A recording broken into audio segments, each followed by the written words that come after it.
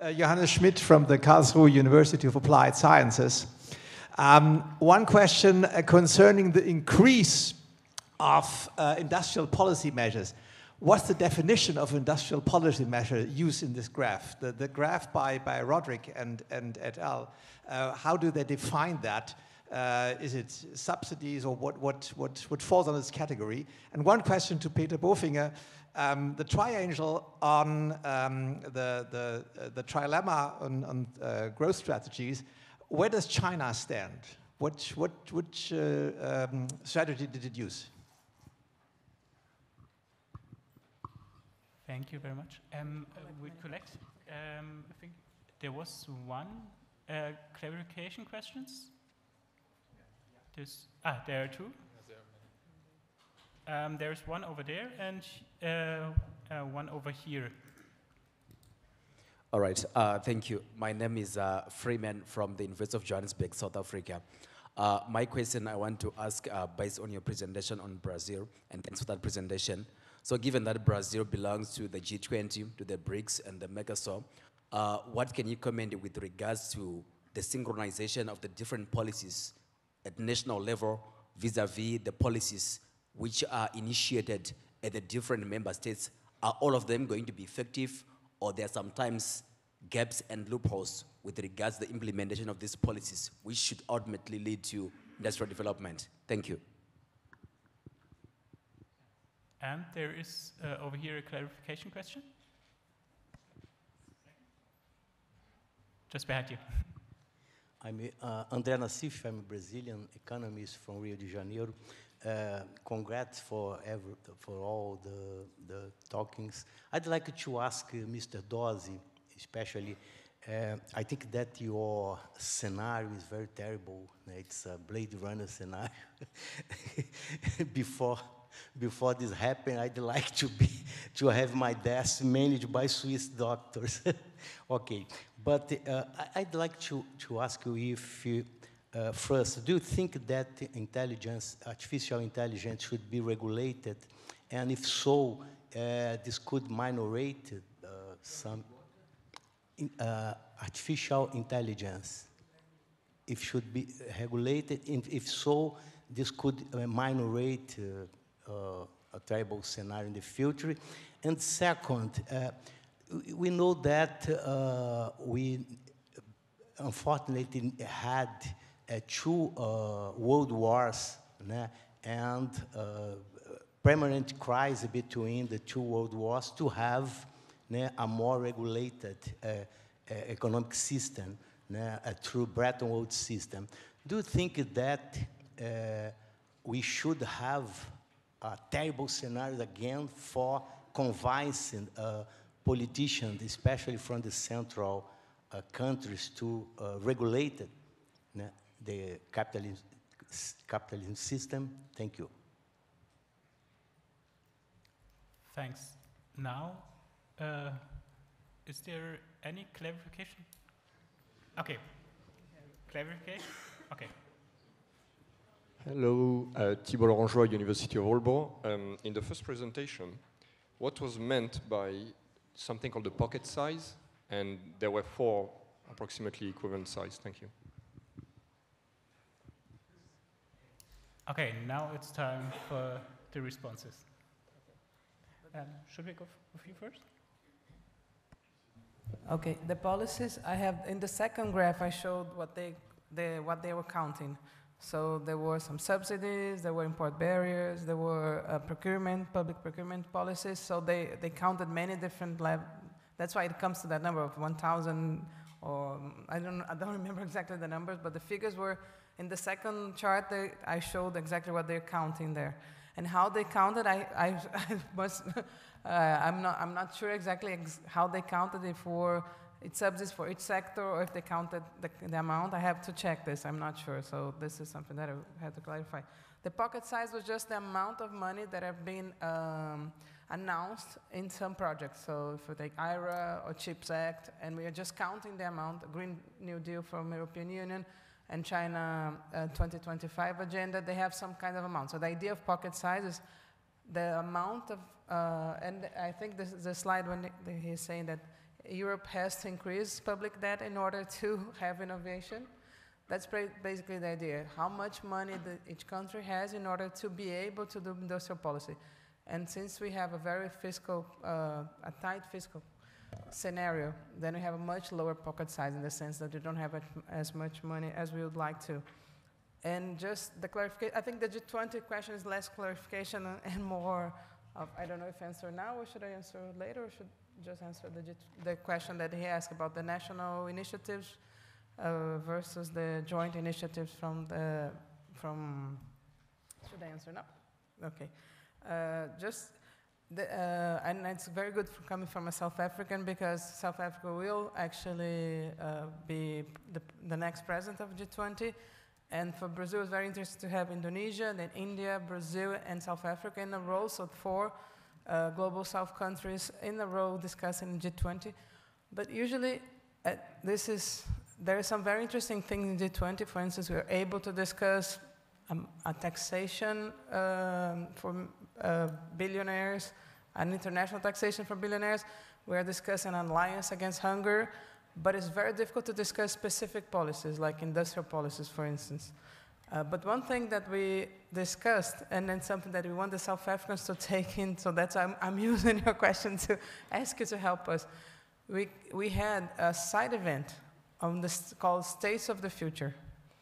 Because what we saw in the G20, people are discussing a lot what countries should do, or the climate crisis. There's a huge discussion about climate crisis. But how to do it, no one is discussing.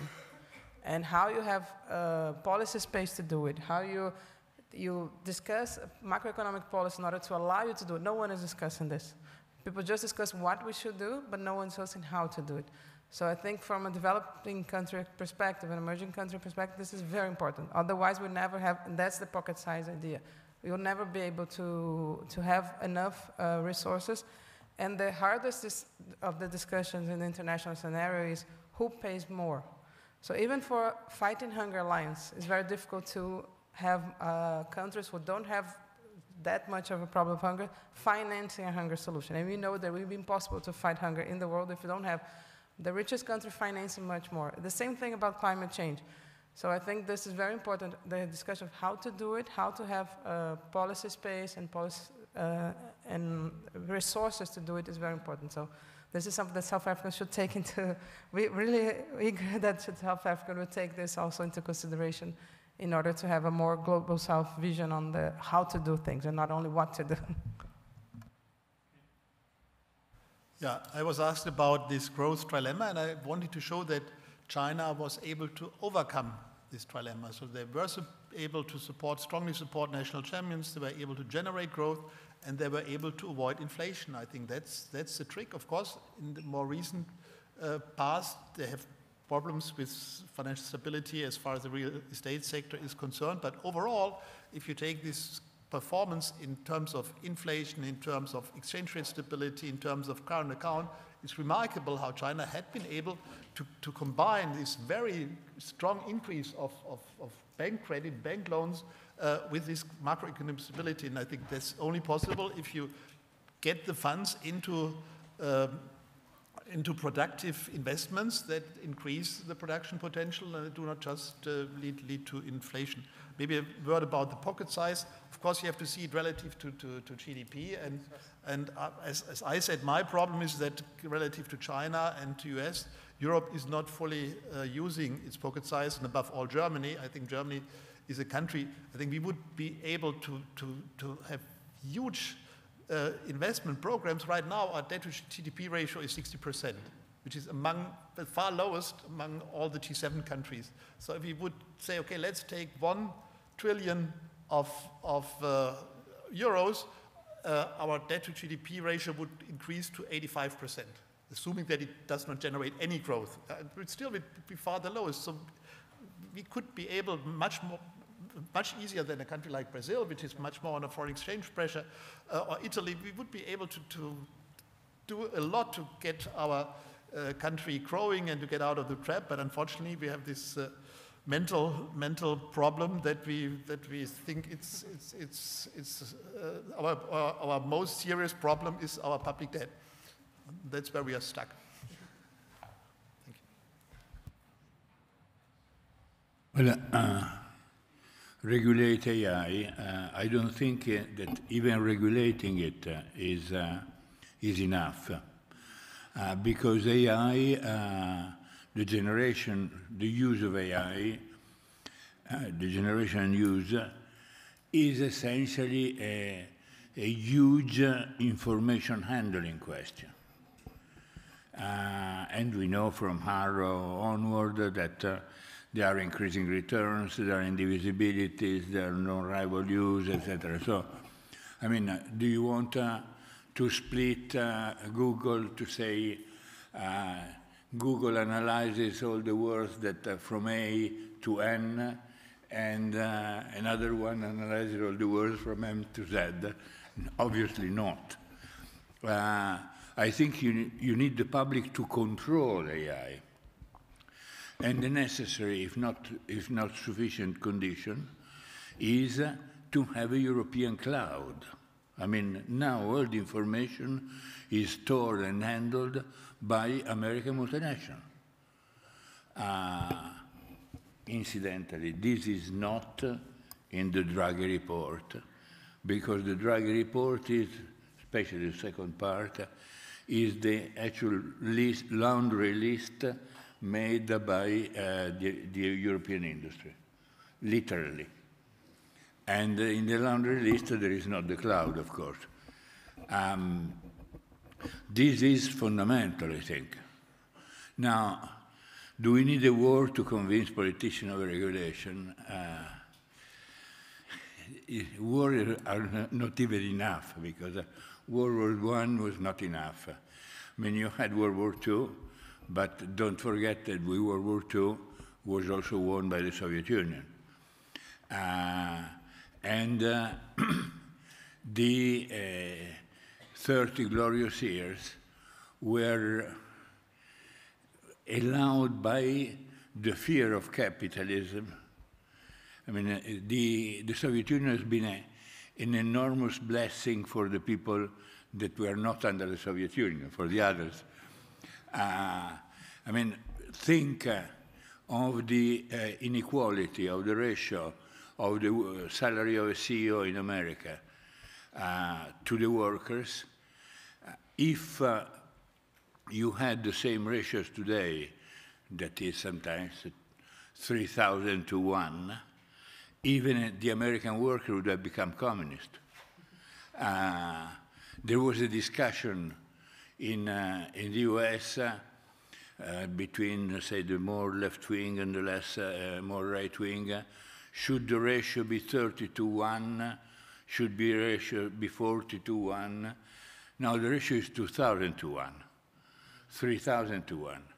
And everyone takes it normally. The fall of the Soviet Union, I mean, I was talking to American high up in the administration, and at the time of the fall of the wall, and they were saying, this time we'd take no prisoners in terms of social guarantees. This time we take no prisoners. And this is the line. So it's very, I don't think, I mean, let me say something, again, not very fashionable. I think that to get regulation, to get less inequality, etc., we need to have more social conflict. Without more social conflict, I mean, it's not that it is going to be due to the good heart of the capitalist if we get a more equal society. Don't worry about that. We need tough social conflict. And without that, I don't think we go anywhere.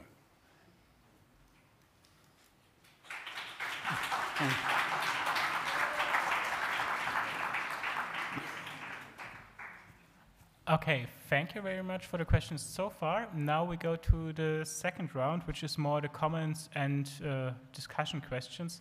And I know the woman over there is the first one.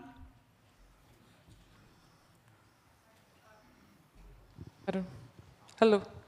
My name is Carlota Martinho. I'm an economics master's student at Humboldt University. I work for an agricultural company in governmental affairs, so basically I'm a kind of a lobbyist, but it's just me and my boss. So my question is about this. It's about, the Professor Dosi mentioned patents in pharma. And I wonder if you have an opinion on patents for seeds, for agricultural products. This is being discussed at the EU level right now. It's called there's also the NGTs, like a kind of new GMO, but not really GMO. Anyway, doesn't matter. My question is, because it is a different sector, so there are concerns, like there's, you can use technology and patents and all these things to produce seeds that are produce plants that are more resistant to climate change, for example. They need less water, or they're less prone to certain, bugs or pests, etc. And it's a similar industry, but it's not exactly the same. And so I'm just wondering if you have, because I myself have not made up my mind yet on this topic, and the EU also has not exactly made up its mind on it. So I'm wondering if you have opinion on this. So, thank you. Thanks. Then there is over here a question. The one in the back. Yes, exactly. Thanks. Yes. I'm Johan Maasken from Maastricht. I have a question essentially to all three of you, but inspired by Professor Bofinger, his embracing of the Draghi report, because I think a complication with the Draghi story is that it is in a way technocratic, and that he does not really talk about the democratic control. How should you as a society also control the spending of this money, and how should it be responded? So I think that that's a weakness in the whole point of the Draghi report, which we should really consider when we spend so much money, which might be feasible. And I have the feeling that Schumpeter himself, being a true Austrian, was not very much concerned about that, in the sense that he had a keen eye for the political influence of all these big spenders. Thanks. Then there is one over here. I have a question for Esther. I really like your focus on state capacity, and perhaps you can tell us a little bit more of how you build up the state capacity. And my second question is, how about capital? To what extent is the Brazilian economic elite willing to go for innovation and spend on R&D? Further questions? Michael, could you pass the mic? Thank you. So I enjoyed the presentations very much. I'm going to ask a question slightly off from them, but Peter Bofinger showed a graph with huge bars for China's introduction into different technologies. What struck me on that graph is Africa was almost invisible. And for many of those, yes, they are low cost. They're coming into Europe and the US low cost. They're also going into Africa low cost and making some technologies available, for example, some pumps that just were, when they were produced mostly by the US and Europe, they were not affordable. And it really changed some agricultural practices. So I just want to say, there's some dynamics here that are not to be ignored in my view. And one question. Afterwards, we will go to another round. Over there.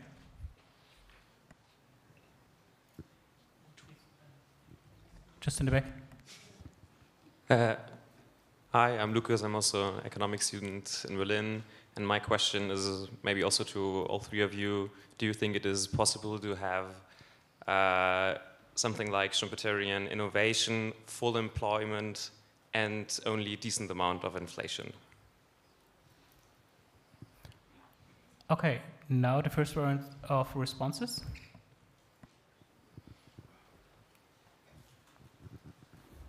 Do you want to start?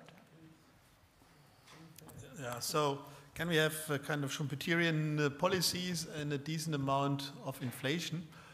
I think if you look at investments in renewable energies, I think this is really something that has the potential to reduce inflation and even to get rid of inflationary shocks. So when people talk about climate change, they say the huge sacrifices that must be made, and it's of course, in order to protect the climate.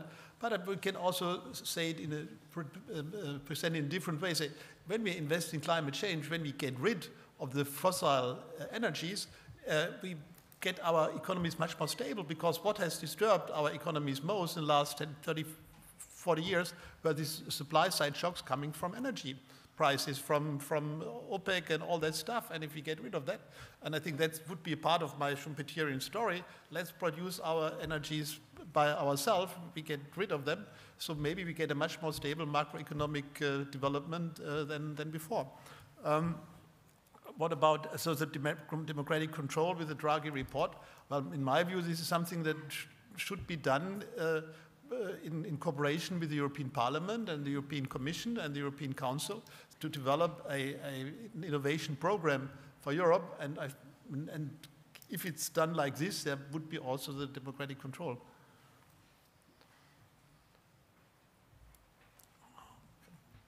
Thanks. Leave some question for you. Well, let me follow up, making a comment on your answer. I mean, let me say provocatively, Schumpeter never understood Keynes. Yeah. I mean, if you read the book Review of the General Theory, written by Schumpeter, it sounds like the review that a Chicago not too bright PhD student would have written. There is a family of models that I try to develop, and they're called Schumpeter meeting Keynes, in which you have got two engines in the economy. In fact, three engines. You have got an engine that is related to demand generation, and another engine that is related to innovation. And the two have got to come together. If you turn off one of the two, most likely, and we show it with our models, the economy stops. Because you need this balance, and the Keynesian part is important because you can take an innovative system at very low level of activities or at a very high level of activities. And there is nothing in the system that guarantees that the labor that you display with productivity growth is then employed. I mean, that depends on the overall demand. So I'm qualifying it. Is this in the Draghi report? I don't think so. I mean, first of all, in the Draghi report, there is, yes, let's borrow 800 billion. But the Draghi report says also, but this should not destroy the virtuousness of public accounts. Therefore, we increase it. Let's translate it into normal language. Let's increase the money that we borrow to build weapons, and the national government should cut on what they could cut. Again, health, education, especially in in European periphery, because they say the budget should balance. So the Draghi report is essentially a report of militarization of Europe. And this is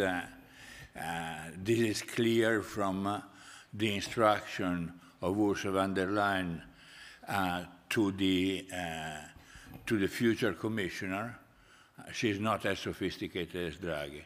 And so it says, I want you to prepare for the militarization of research in Europe and the weaponization of the relationship with China, full stop, which is the correct interpretation of a pupil of what the master was saying. I finished then to say, patent for seeds. I think the worst possible thing. I mean, yes, of course, you want to have good OGMs, but this can be done by the public. In fact, there is no reason why you should have new seeds, genetically modified seeds whose rent goes in the hand of Monsanto or Bayer. I mean, you want to have public research like you had in the United States for 200 years. The land-grant colleges that were doing research to improve the yield of agriculture. So, and Brazil is a very important case. Just say one word about one response from Peter, and then to short response to Keynes and Schumpeter. I think they describe completely different situations. So you cannot combine them, because Keynes' concern was a disequilibrium of unemployment, and he was asking how can we get from this bad disequilibrium into equilibrium.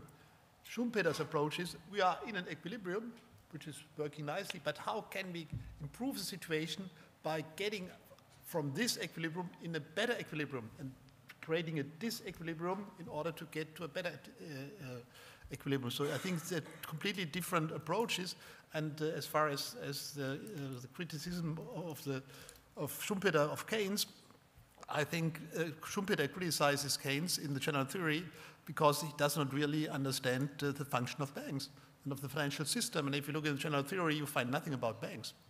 Yeah? It's not the whole financial system is not present.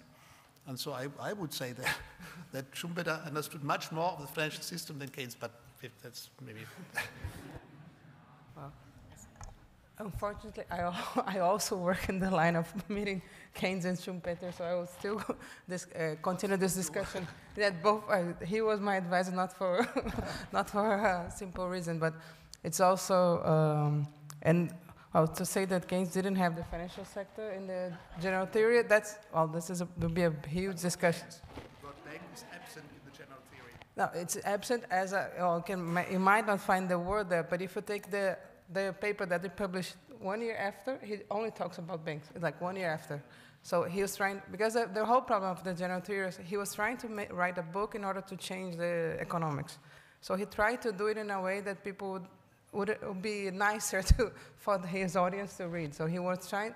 That's the problem of that book. If you read his previous book, he's trying to say everything he wanted to say in the Treatise on Money. But when he wrote the general theory, it was almost a political paper. And he wanted people to understand better his point, because he was worried about that point of the unemployment and also what to do.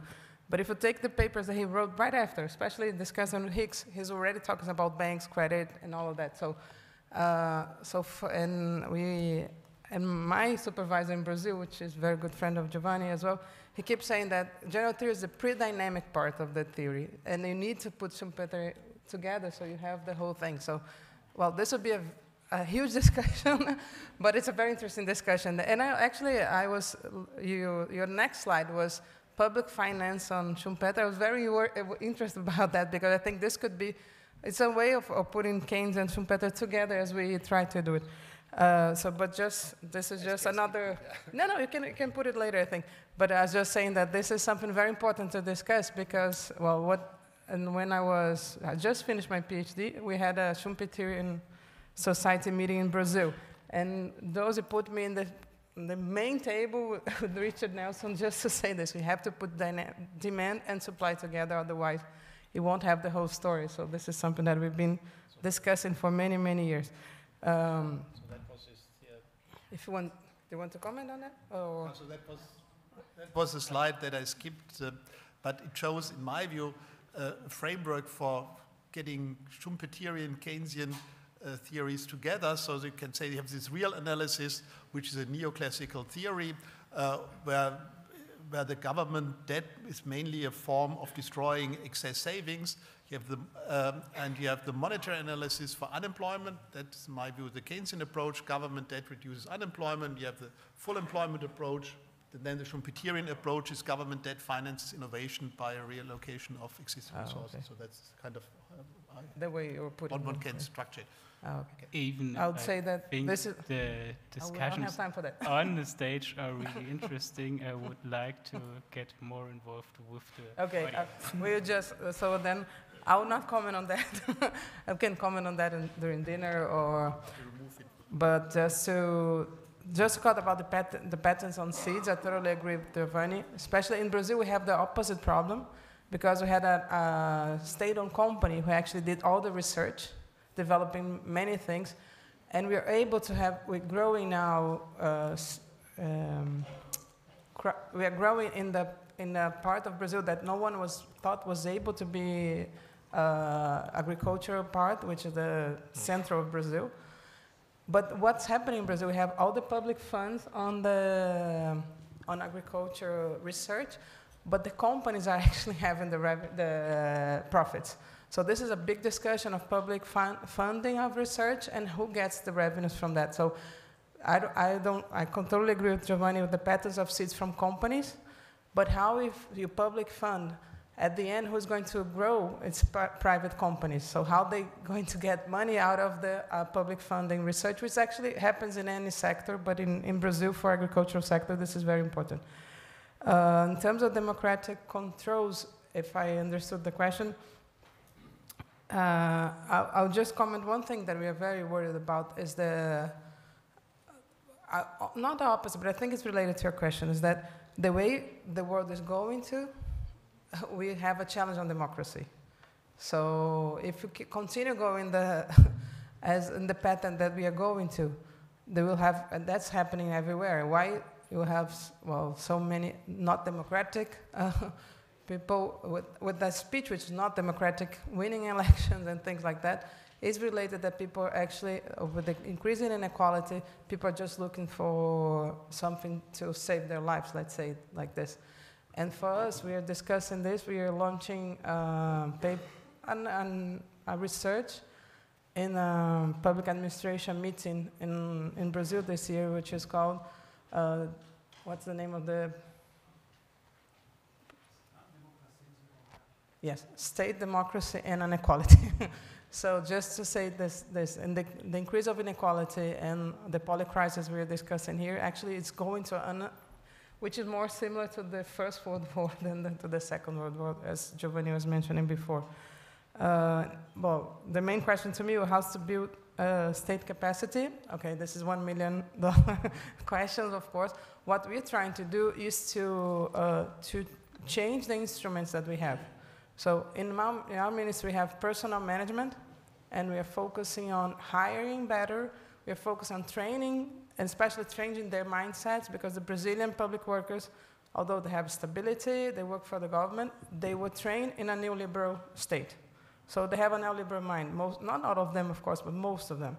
So they are worrying how the state will not interfere in people's life, instead of how the state will actually improve people's life, how the state can actually improve productive sector, how the state could innovate. In terms of economic elite and innovation, I will separate this. In terms of the economic elite in Brazil, we have a huge dispute, a political dispute. And for anything that government does, for instance, when we launched the industrial policy, they kept saying, oh, this is old policy, this is something, I had a slide that just put all the critics that we had. The next day we launched the industrial policy. again, using the same instruments, trying to use public procurement, trying to subsidize credit, trying to direct loans.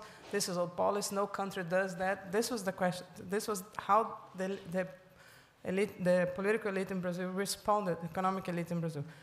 And this is special because what Giovanni was mentioning before, the financialization of the Brazilian productive sector. So although we still have a productive sector, it's very financialized. We are trying to have an alliance with some of the productive sector who actually want to produce and not to only gain from financialization. And this is not very easy. But we do have some sectors where we find this, especially in the health sector is one that we have very interesting thing in biomedicine in Brazil. It's actually increasing a lot. And that's a sector that every time we have a strong industrial policy, it responds very quickly. So that's one we are trying to do on agriculture also, but the agro-industry, not the agriculture production itself, but the agro-industry is something that we also have still have a strong lines. That's why we are focusing on sectors that we know will be able to respond easier and quicker to these policies. And one thing about Africa that I really like your question actually, because we are discussing, and Giovanni brought this, that we are in a kind of a change of hegemony in the world. And we hope that the China hegemony would be more inclusive than others were. We don't know so far how much China will actually, we hope that the approach of China to Africa will be a much more developing approach than simply taking out things from Africa. So this is something that I think we still have to build. And I think the G20 in South Africa is something that has to be discussed, that we actually have to have a much better alliance with China. And that's what Brazil is trying to do with China as well, to have a better alliance for development, not something that will be like a colony to China that actually will be exploiting the countries instead of actually promoting development. So I think your question is very, very important. And just to finish the comments on the question about superior innovation, reduction of inflation, or coping with inflation. And I think that the theoretical discussion we're having here is very important, because that's the point when macroeconomics can be used wrongly to stop a process of innovation and increasing productive capacity. And that's how it's used in Brazil. So every time you had an increase of 0.5, the inflation increased like 0.2 over the expectations. This is you're going to an inflation crisis. We had lower our unemployment rate. The financial market in Brazil is saying that we are increasing over our potential GDP. Now we have to stop growing the economy, cannot do more incentives. So that's an important discussion. And I totally agree with when he brought this, that when you're changing productive capacity, you probably have some kind of tension in inflation from the supply side sometimes. But this is important for you to overcome inflation in the future. So this theoretical debate is very important, and you have to translate this into a political debate in order to be able to have more policy maneuver in the countries, not being stopped every time inflation goes like 0.5 above the target or something like that, that actually prevents you from doing any kind of policies. Thank you.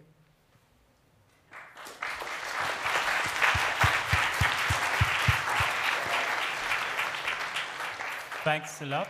Then there is the final round for questions. I think there is one over here with Hans-Jörg. And there was one, I think the one in the white shirt.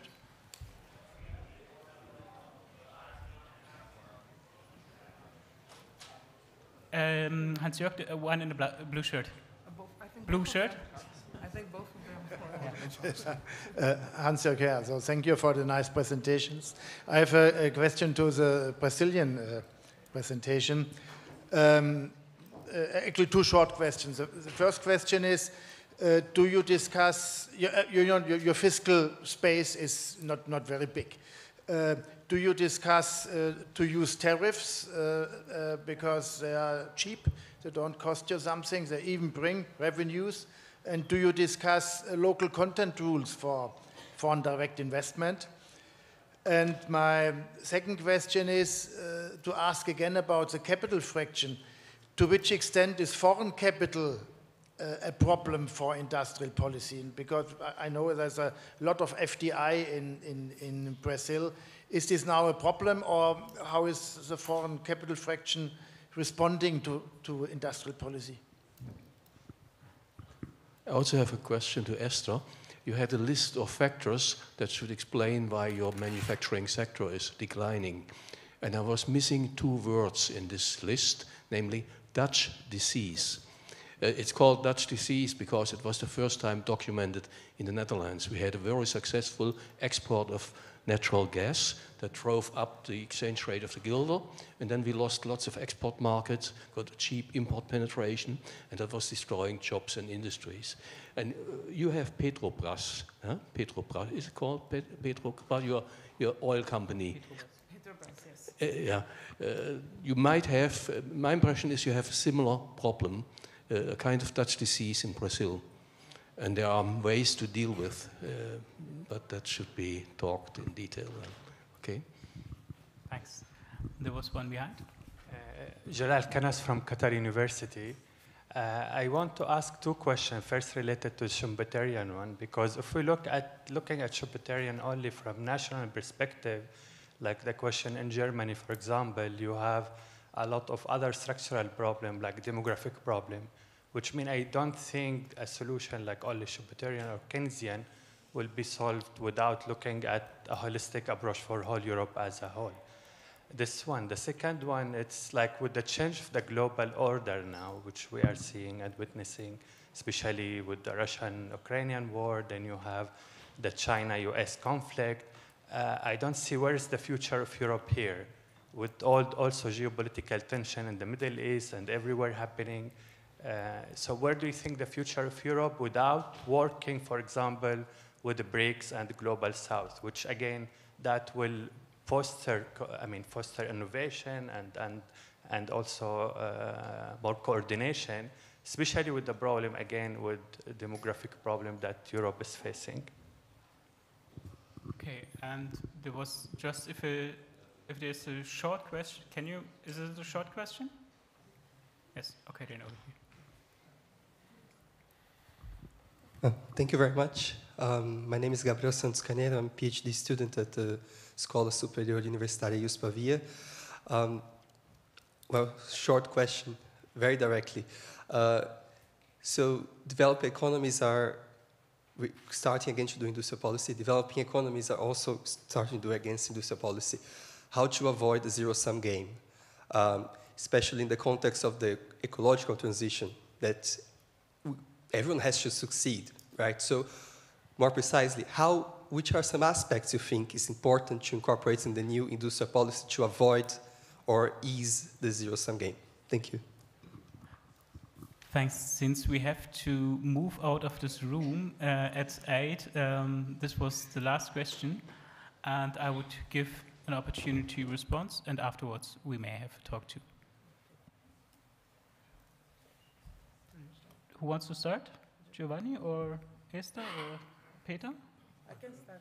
You have the two specific questions most to do. Yes. First of all, because you mentioned local content, the first one is credit. Is that what you meant? You asked if you have a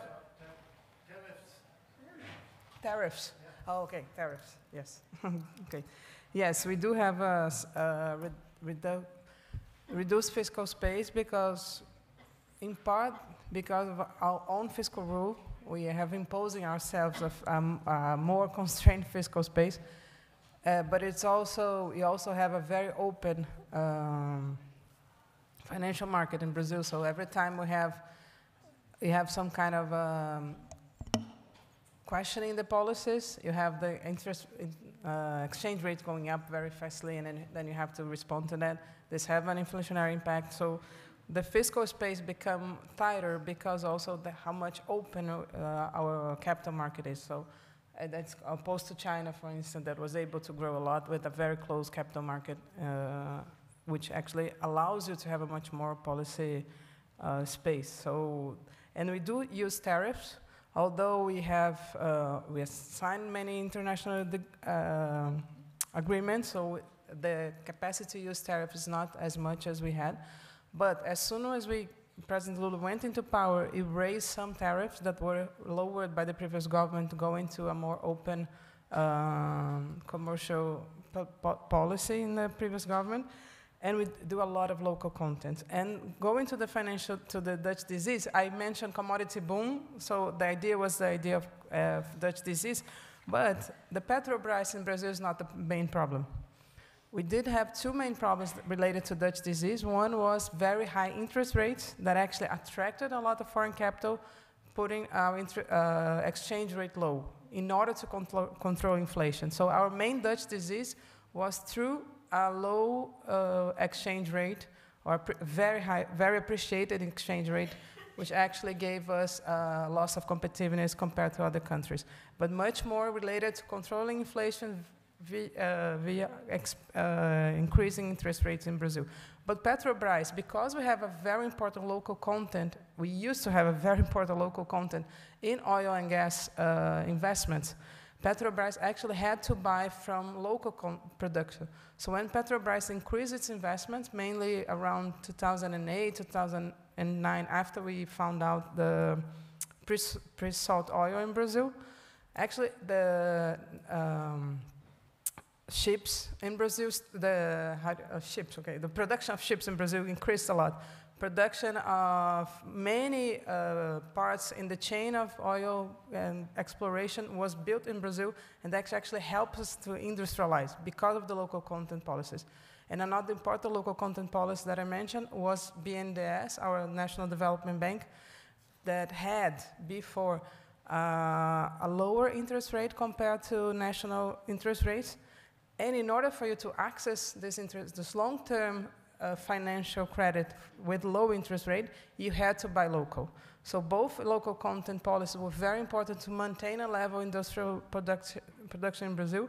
And the two previous governments, after President Dilma went out of office, both of them, first thing they did was to increase BNDES interest rates, make it compared to close to market interest rates, losing BNDES competitiveness in reducing the local content that both BNDES and the oil and gas sector asked for companies. So both things actually help to increase our deindustrialization. So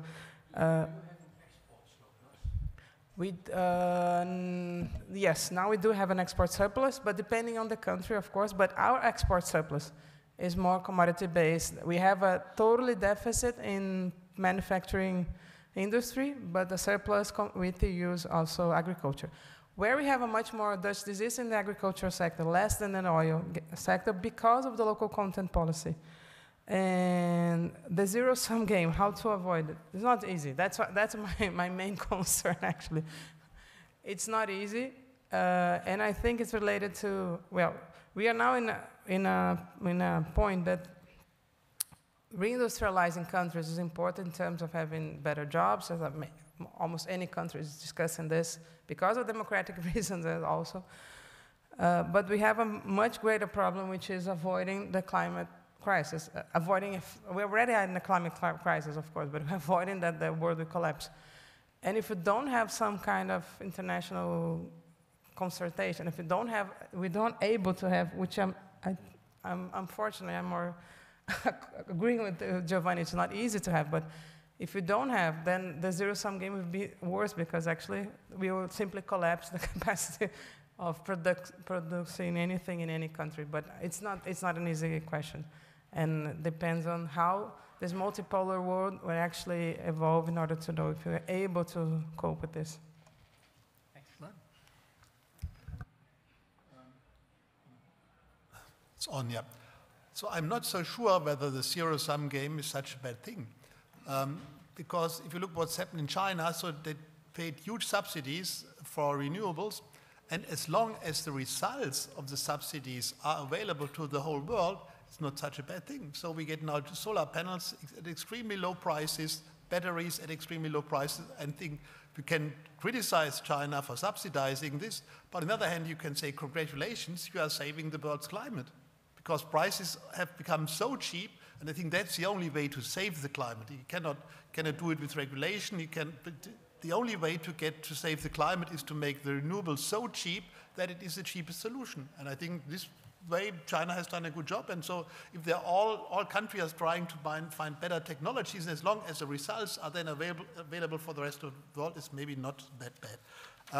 So the holistic approach is okay, but I have only 25 minutes and cannot talk about all the problems of the German economy. But I would say right now the problem of the German economy is not demography, it's that we are in this middle technology trap, because if you look at German car manufacturers, they don't have the problem to have not enough workers. The problem is right now to get rid of workers. So yeah, I think it's not the main problem right now. Of course, it's a longer term problem, but right now the problem is this middle technology trap. Okay. Thanks.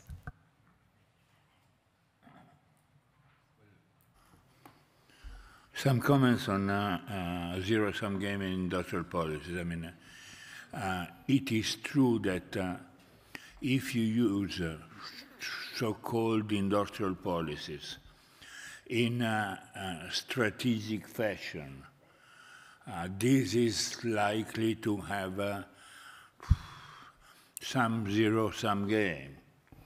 And in fact, I mean, the surge of industrial policy that you see in the Roderick et al. Paper, that simply counts the papers in which, and the measures in which there is the word industrial policy, strategic trade, subsidy, etc. Most of these pseudo-industrial policies have to do with the US war against China. They're not, they're a strategic measure of the US against China. But as Peter was saying before, I mean, if the Chinese or whoever innovates more, we are all happy. Typically, innovation is a domain in which there is a positive sum game, in the sense that nobody loses, and the entire knowledge maybe is distributed in an even way, but the entire knowledge of mankind, humankind, goes up. I want to finish with a semi-serious comment on you, Peter. I want to congratulate you. You are one of the few Germans that is not obsessed with debt.